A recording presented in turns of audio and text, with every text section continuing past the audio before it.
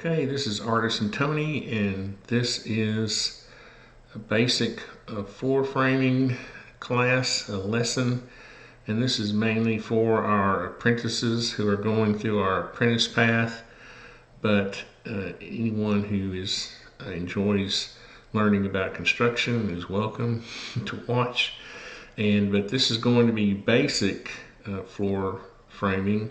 So there's no advanced, well, there may be a few things. We may do a cantilever or something like that, but this is just to get the hang of the basics. And I've got a little work here done just so the video is not too long. I'll try to show most of it, of what I can, as we go along. But I did want to get some of this grunt work done. And in this case, the foundation is just a generic concrete, poured concrete, or it could have been a concrete block foundation with a footing. And again, this is not a class about foundations, but when you walk out to a job, a small house or a big house, you will have a foundation there waiting on you. If you are an apprentice carpenter or a master carpenter, this foundation would already be there and you would be working with it. So most likely, if you're on the carpentry apprentice path, you would be looking at this foundation. As a matter of fact, if we just turn off our floor framing, that's basically what you would see, is just concrete block, or we like to use poured walls. But on a simple foundation like this, you would most likely just see concrete block if there are no retaining. In other words, if the grade doesn't come up high on one side, and this would need to be a retaining wall, then you would see it in poured concrete most likely. But anyway, again, I didn't want to spend too much time on the foundation. We'll do that in another class. This is just to kind of familiarize you with what you might see when you just walk out onto a job. So let's turn that floor framing back on. So one of the first tasks you're going to be tasked with, not to be too redundant, is putting the mudsill down. I'm going to move these joists out of the way just for a second. Okay, I'm just going to put them down there and I'll show you. Now in different parts of the country, you'll run into, and this will be on the quiz, so pay attention. You will run into different terminology. In other words, in the South, we might call this a rat sill or a mud sill. It just depends on what part of the country you're from.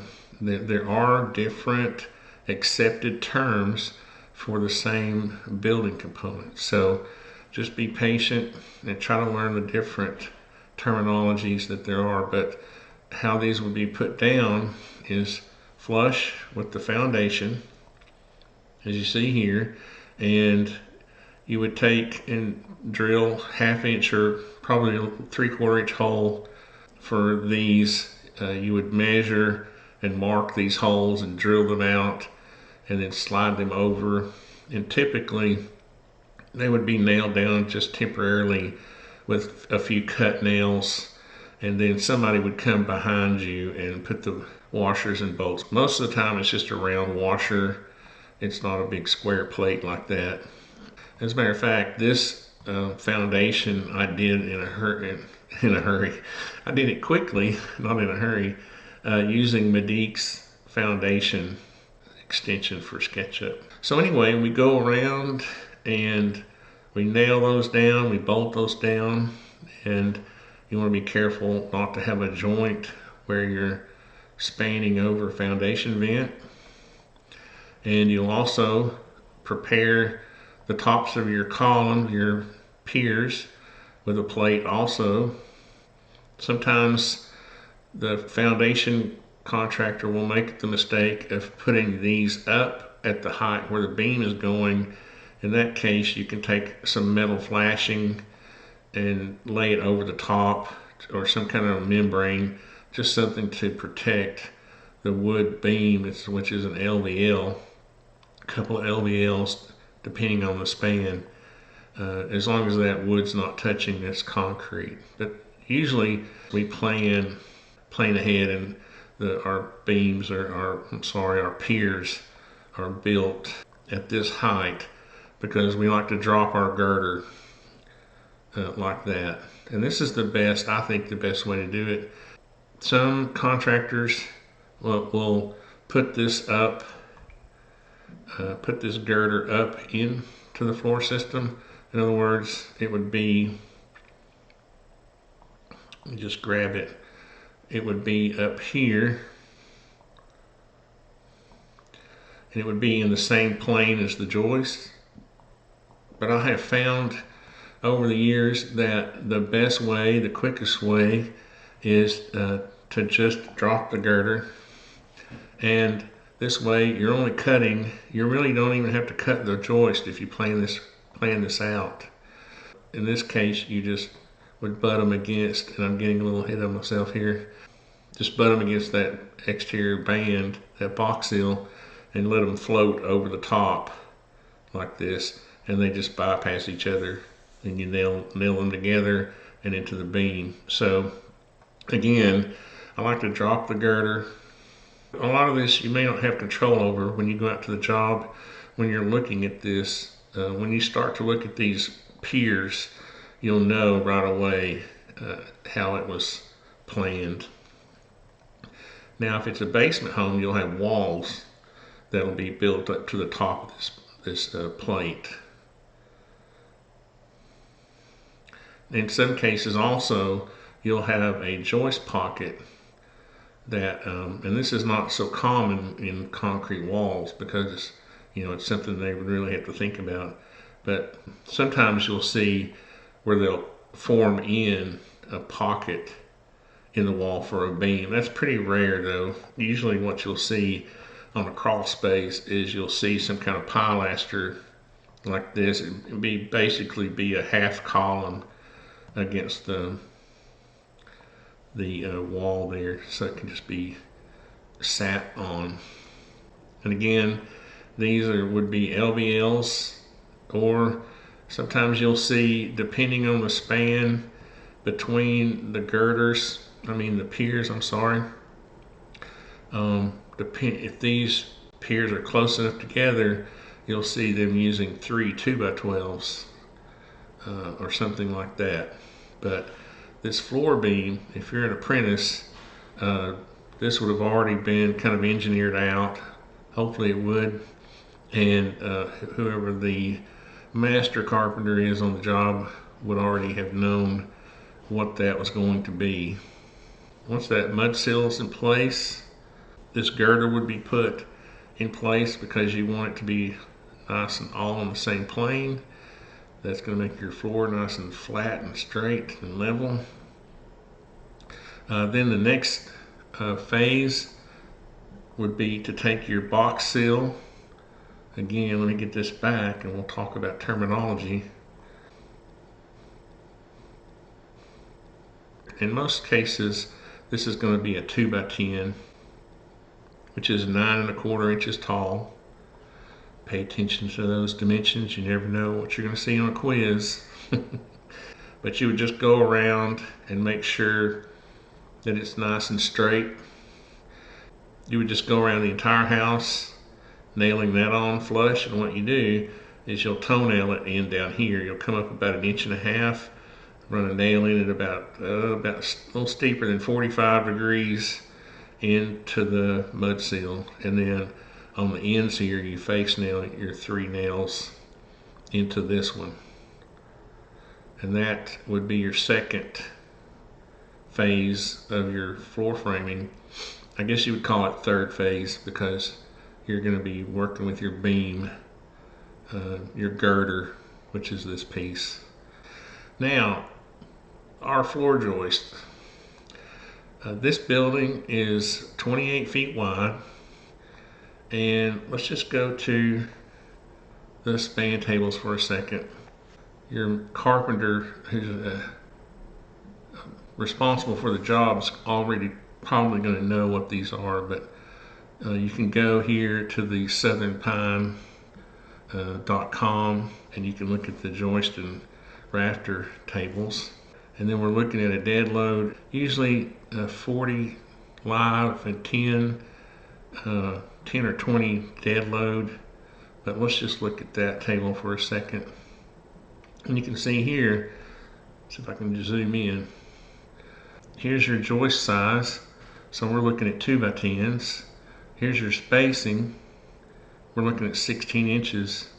And you can come over here and you can see that number 2 will span 12'10".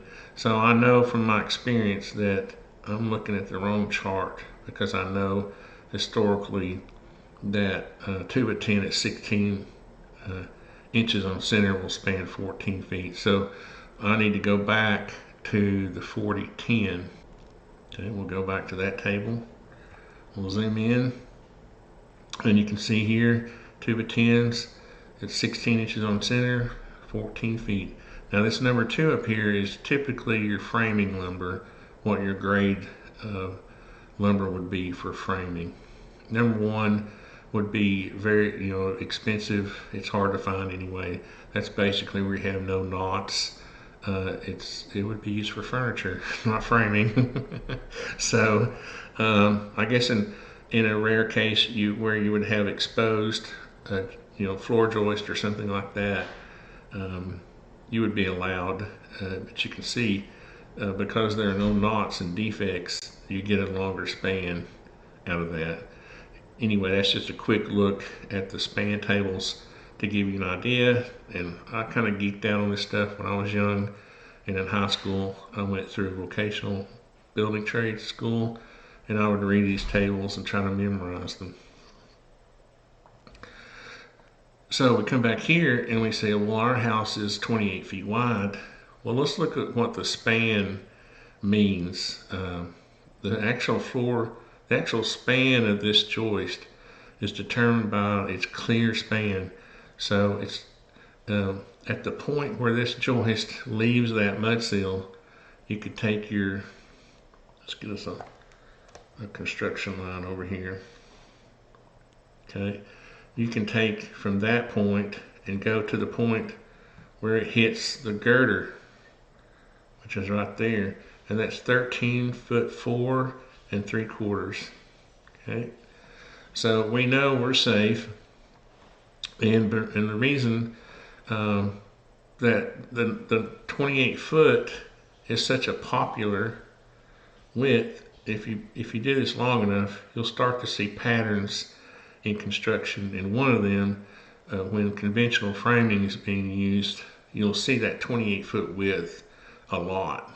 But you see this dimensional lot is 48. These dimensions is 28 by 48. You see a lot with smaller homes. And the reason is because traditionally material lengths have a huge impact, and also the spans that those materials will do. So you can see that we're safe. We've checked our span tables. And again, I wish I hadn't drawn all this, because I really just wanted it to be kind of fresh. But what I want to do is show you a concept here of some basic framing. And to do that, I want to introduce you to the idea of layout. And since we are at 16 inches on center, if I were to come over here and just pop a line or make a mark at 16, that should be the center of that joist. So what we actually do is we actually make a mark at 15 15.25, which is 3/4 of an inch back.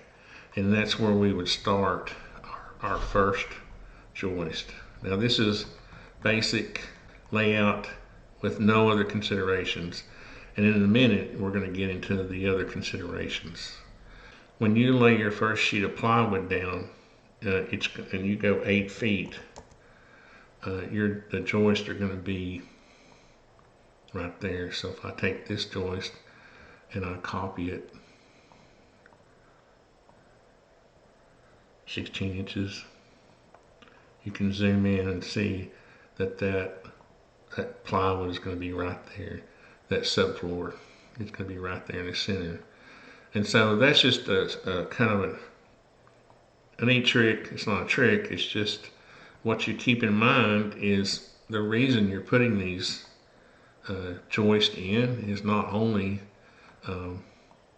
well, the layout is based on the material. It's, well, actually the layout's based on the span tables, but and then after that, we have to think about what material we're using because there are many spans, as you saw on the span tables. There's many combinations we could come up with depending on what we want to use for a subfloor.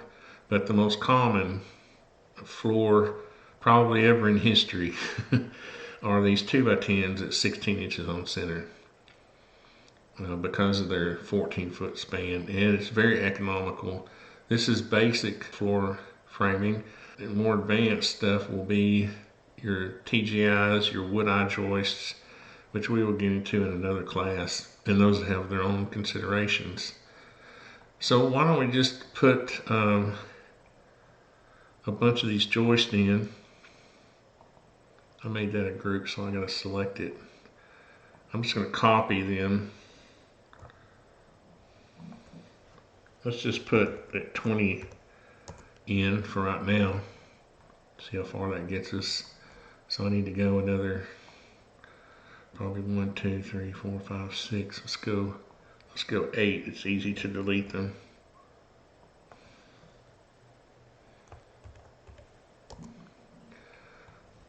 It looks like we got a couple more.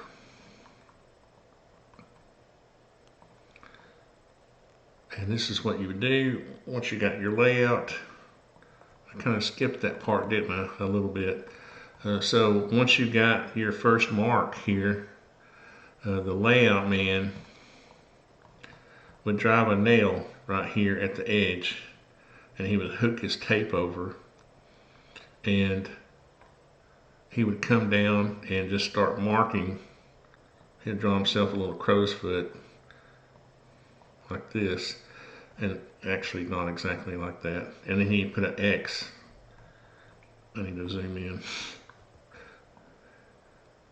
on that side of the line, and he would do that all the way down, and that would be laid out before you put your joist in. Let's see what our dimension is down here. So what we'll do is we'll measure. Well, we know that's going to be in the center because it's 48 feet long. So we don't need to add another joist, is my point. If that had been more than 16 inches, then we would need to slid us in another joist down here. Now what we're going to do is select all of these, and we're going to copy them. By the way, I'm using SketchUp Pro 2019, and it's an excellent tool, and I would advise all the apprentices to start learning how to do some basics form of CAD. What we're going to do right now is just move these over. We're going to copy them, and then I'm going to move them down right here. Then I'm going to come over here,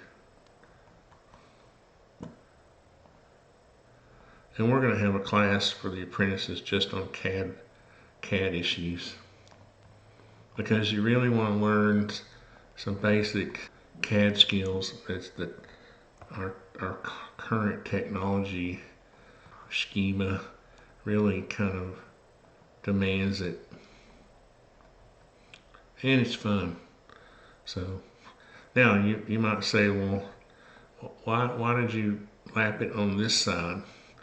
And we have a slight dilemma here, because I didn't want to lap it on this side because it would put it more than 16 inches away on this end, but now I'm realizing that we might be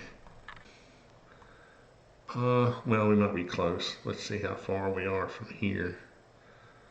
Oh, we're okay. Yeah. Oh, that's right, because we are on that side. Yeah. And at some point, you know what's funny is I put those joists on the wrong side. Even the great ArtisanTony can make a mistake. I'm joking. I'm not the great. I like to think I am. So what I'm going to do is I'm selecting all these joists I made the mistake of, and the reason I figured that out was because that should not be that close on this end. All these joists should be lapped on the same side as these beginning joists that I had already put down here.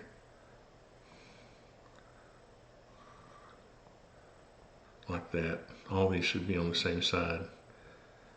Okay, so now we go down here and we can check what our spacing is now between our, yeah, that's still fine. That's still fine. But you know, if you got into a situation where this was over 16 inches, you could just come in here and put another one right there so that it didn't interfere with your anchor bolts, but your span wasn't so far. You really don't want to get much more than like 14.5 inches between the joists, which I believe is what these blocks are right here, which is what we're going to talk about next. And that is, yeah, 14.5. Our bridging.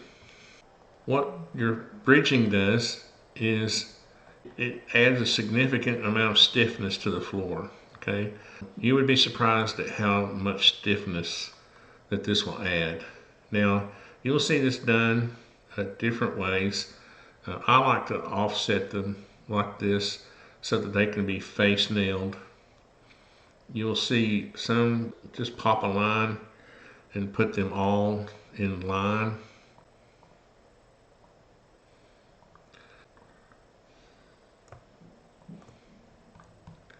But you see, as you're going down through here, when you put this one in, you can face nail it. Now you put this one in, you're having to toe nail it from this side. And then you can face nail this in and then toe nail this one, but it's kind of it's just weird. So the best thing to do is just to offset them all 1.5 inches like this. And so the center, this would be the center line of where they need to go. And then this end one will be shorter, about 3/4 of an inch or whatever it is. There we go. Let's see if I can just grab those and copy them right quick without grabbing a lot of other stuff. And so that should be at, what would that be, 7 or 14 feet? So if I copy these and go over 14 feet, yeah, that should be the center of that span. Now you've got a super strong floor system. See, there are these things called, we like to call them turlets just for fun, toilets. And joists and toilets don't get along well with each other. Okay, you can see here this one, and I didn't plan this because I thought I had already planned this out. The drain on a toilet, okay, is right here centered on those bolts, and typically it's 12 inches off the wall. You can make it 12.5, and then typically if you're against a wall, you'd want to come over 18. I like to have 36 inches for my toilets. 30 inches is the minimum, and that's from the inside of the wall.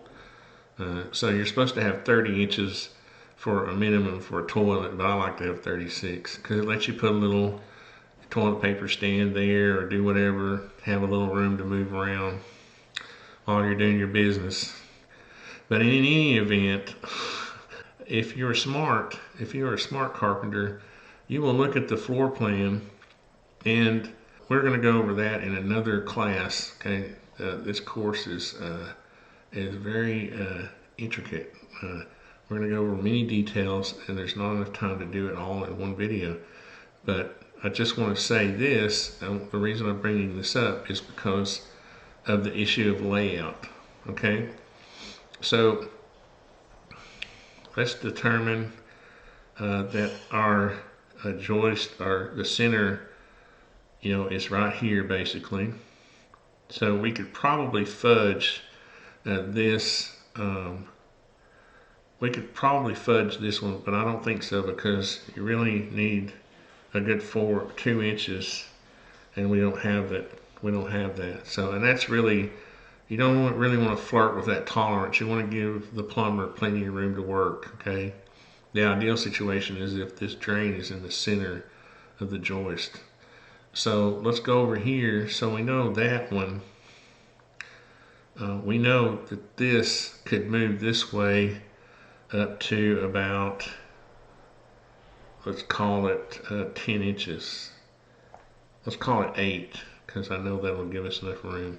So let's go over here and look and see if 8 inches would help us with this toilet. Again, the toilets can't move, right? They're fixed. You can't just on a whim move the toilet, well, unless you're going to redo the floor plan. The easiest thing to do is to look and see where the toilets are, and then lay your joist out based on that. So it looks to me like if we move this whole floor system over 8 inches, and there's nothing at all wrong with this. This is called planning. It's called good planning. We're going to move this over 8 inches.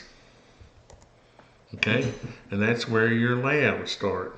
You would remind your master carpenter, hey, what about the toilets? He'll be impressed. And then he'll say, I guess we need to start right here. Okay, then your layout goes 16 inches on center. Okay, and then when you get down to the end down here, well, first of all, let's check to see if we're looking good. Okay, so I can get a plumbing pipe, I can get my toilet flange, and see, that's the thing, the toilet flange is like 6 inches. Your pipe may only be a 3-inch drain, but that flange is going to be 6 inches. So you need to have, well, that's sitting on top of your floor, so it doesn't matter. But now let's go over here. Aha, look what we did. We put this drain right in the middle, about in the middle, not quite in the middle. But we've got plenty of room to work. And trust me, I have seen plumbers take chainsaws and cut these joists in two, okay? And I've been the victim of many plumbers, okay? And I've been the one that had to crawl under the floor and do a bunch of headering off and put another joist in, okay? Once you are that guy a couple of times, you're gonna be the guy who says, hey dudes, we need to figure out where these toilets are, okay? And then what you would do is down here, you would simply have another set of joists. And see, this also took care of your span issues that you might have on the end.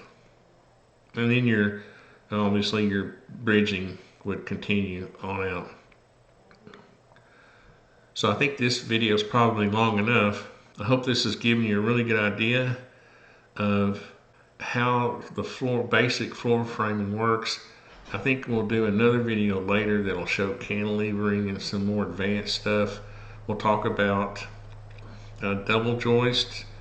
We'll look and see, before you put your bridging in, you would want to see where walls are. If you've got walls that land in the middle of joist, you want to put a joist under that wall. This is just kind of the beginning concept of the floor framing. With everything ideal, no cantilevers, all the walls would be on top of other joists.